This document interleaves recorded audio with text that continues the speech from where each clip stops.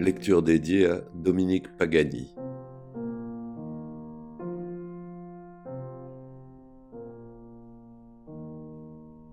Stéphane Mallarmé. Divagation. 1897. Eugène Fasquelle, éditeur. Quelques médaillons et portraits entiers. Villiers de l'Isle-Adam.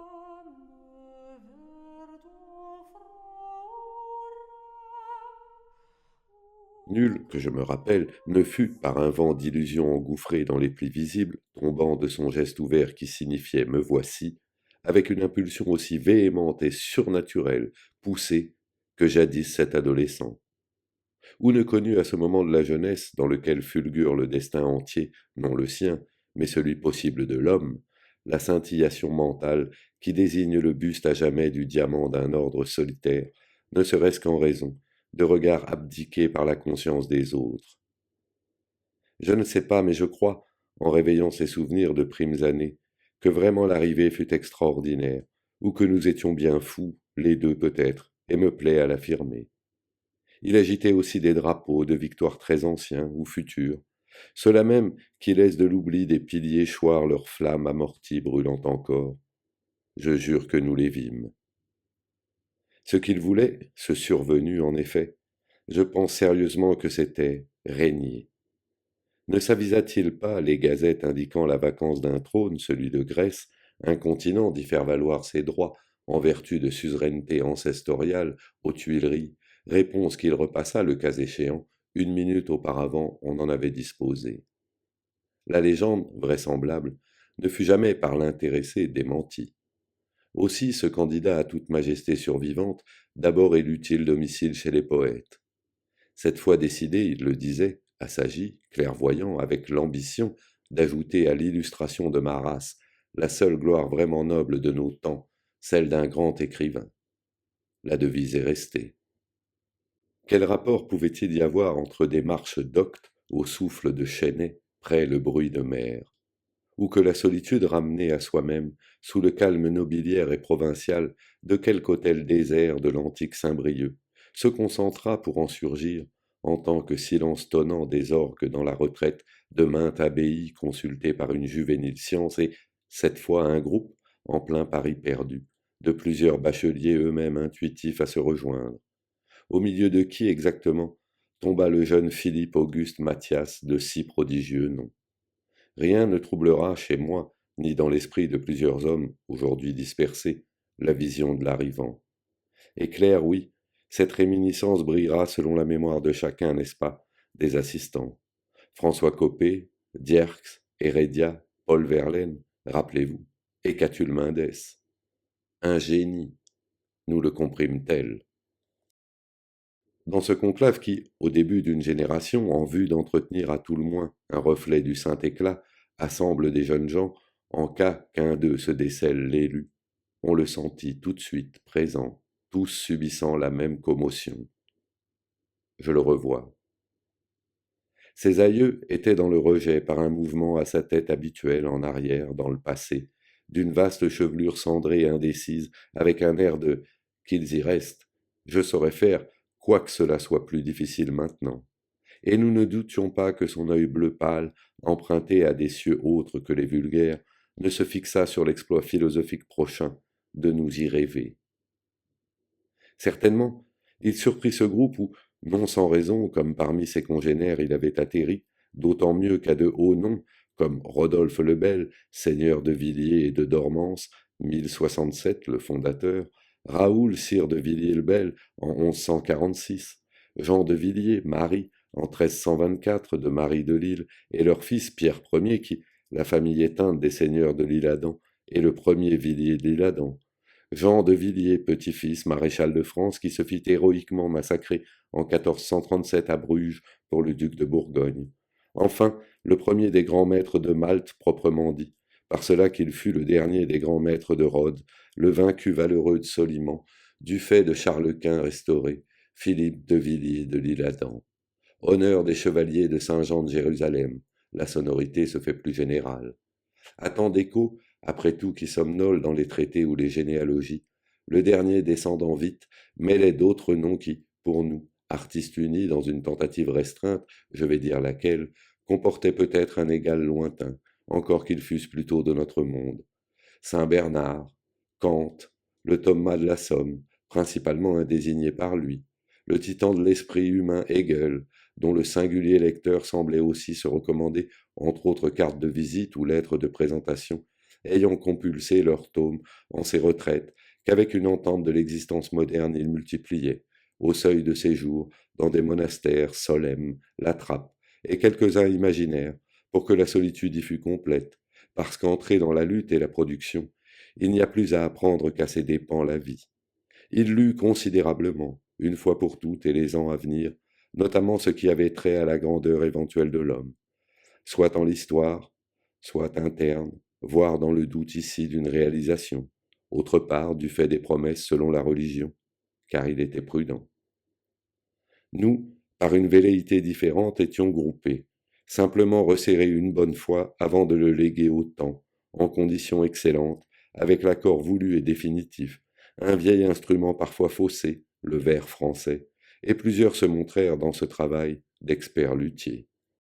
À l'enseigne un peu rouillée maintenant du Parnasse contemporain, traditionnel, le vent l'a décroché, doux soufflé, nul ne le peut dire, indiscutable, la vieille métrique française, je n'ose ajouter la poésie, subit, à l'instant qu'il est, une crise merveilleuse, ignorée dans aucune époque, chez aucune nation où, parmi les plus zélés remaniements de tout genre, jamais on ne touche à la prosodie. Toutefois, la précaution parnassienne ne reste pas oiseuse. Elle fournit le point de repère entre la refonte, toute d'audace romantique, et la liberté, et marque, avant que ne se dissolve en quelque chose d'identique au clavier primitif de la parole, la versification, un jeu officiel ou soumis, au rythme fixe. Souci qui moindre pour un prince intellectuel du fond d'une lande ou des brumes, et de la réflexion surgit, afin de dominer par quelques moyens et d'attribuer à sa famille, ayant attendu au-delà des temps une souveraineté récente quasi mystique, pesait peu dans une frêle main creusait de vérité dont l'effusion devait illuminer, ne signifiait guère, sauf la particularité peut-être, que nous professâmes, le vers n'étant autre qu'un mot parfait, vaste, natif, une adoration pour la vertu des mots. Celle-ci ne pouvait être étrangère à qui venait conquérir tout avec un mot. Son nom, autour duquel déjà il voyait, à vrai dire matériellement, se rallumer le lustre, aujourd'hui discernable pour notre seul esprit. Le culte du vocable, que le prosateur allait tant et plus que personne solenniser, et lequel n'est, en dehors de toute doctrine, que la glorification de l'intimité même de la race en sa fleur, le parler, serra tout de suite un lien entre les quelques-uns et lui. Non que Villiers dédaignât le déploiement du mot en vers, il gardait dans quelque malle avec la plaque de Malte, parmi les engins de captation du monde moderne, un recueil de poésie visionnaire déjà, dont il trouva séant de ne point souffler parmi des émailleurs et graveurs sur gemmes, préférant se rendre compte à la dérobée, attitude qui chez un débutant dénote du caractère. Même, après un laps, il fit lapidaire son enthousiasme et paya la bienvenue parmi nous, avec des lieds ou chants brefs. Ainsi il vint, c'était tout, pour lui. Pour nous, la surprise même. Et toujours, des ans, tant que traîna le simulacre de sa vie, et des ans, jusqu'au précaire récent dernier, quand chez l'un de nous l'appel de la porte d'entrée suscitait l'attention par quelques sons purs, obstinés, fatidiques comme d'une heure absente, au cadran, et qui voulaient demeurer invariablement, se répétait pour les amis anciens eux-mêmes vieillis, et malgré la fatigue à présent du visiteur, lassé, cassé, cette obsession de l'arrivée d'autrefois. Villiers de l'Isle-Adam se montrait. Toujours, il apportait une fête, et le savait. Et maintenant, se devenait plus beau peut-être, plus humblement beau, ou poignant, cette irruption des antiques temps, incessamment ressassée, que la première en réalité. Malgré que le mystère par lui quitté jadis, la vague ruine à demi écroulée sur un sol de foi s'y fût à tout jamais tassée. Or on se doutait entre soi d'autres secrets pas moins noirs, ni sinistres, et de tout ce qui assaillait le désespéré seigneur, perpétuellement échappé au tourment. La munificence dont il payait le refuge, aussitôt dépouillé l'intempérie du dehors, ainsi qu'un rude par-dessus. L'allégresse de reparaître, lui, très correct et presque élégant nonobstant des difficultés, et de se mirer en la certitude que dans le logis, comme en plusieurs, sans préoccupation de date, du jour, fût-ce de l'an, on l'attendait. Il faut la voir, oui, 6 heures durant quelquefois.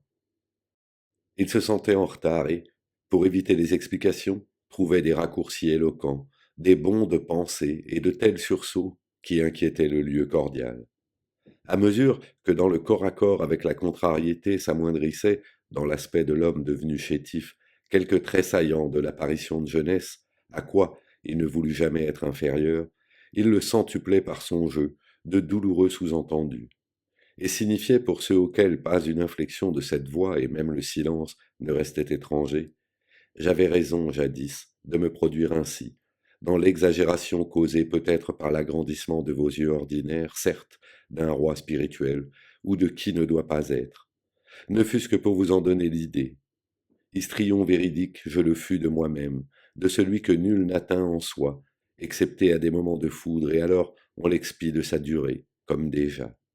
Et vous voyez bien que cela est, dont vous sentîtes par moi l'impression, puisque me voici conscient, et que je m'exprime maintenant en le même langage qui sert, chez autrui, à se duper, à converser, à se saluer. Et dorénavant le percevrez, comme si, sous chacun de mes termes, l'or convoité et tu à l'envers de toute l'ocacité humaine, à présent ici s'en dissolvait, irradié, dans une véracité de trompette inextinguible pour leur supérieure fanfare. Il se taisait. Merci, toi, maintenant d'avoir parlé. On comprend. Minuit, avec indifférence jeté dans cette veillée mortuaire d'un homme debout, auprès de lui-même, le temps s'annulait, ces soirs. Il l'écartait d'un geste, ainsi qu'à mesure son intarissable parole, comme on efface quand cela a servi. Et dans ce manque de sonnerie d'instant perçu à de réelles horloges, il paraissait, toute la lucidité de cet esprit suprêmement net, même dans des délibérations peu communes, sur quelque chose de mystérieux fixé comme serait l'évanouissement tardif jusqu'à l'espace élargi du timbre annonciateur, lequel avait fait dire à l'hôte, Sévillier, quand, affaibli une millième fois se répétait son arrivée de jadis, discuter anxieusement avec lui-même un point énigmatique et dernier, pourtant à ses yeux clairs. Une question d'heure, en effet, étrange et de grand intérêt, mais qu'ont occasion de se poser peu d'hommes ici-bas, à savoir que peut-être lui ne serait point venu à la sienne pour que le conflit fût tel. Si, à considérer l'histoire, il avait été ponctuel devant l'assignation du sort nullement intempestif ni répréhensible, car ce n'est pas contemporainement à une époque, aucunement, que doivent, pour exalter le sens, advenir ceux que leur destin chargera d'en être à nulle expression. Ils sont projetés, maints siècles au-delà, stupéfaits, à témoigner ce qui, normal à l'instant même, vit tard magnifiquement par le regret, et trouvera dans l'exil de leur nostalgique esprit, tourné vers le passé, sa vision pure.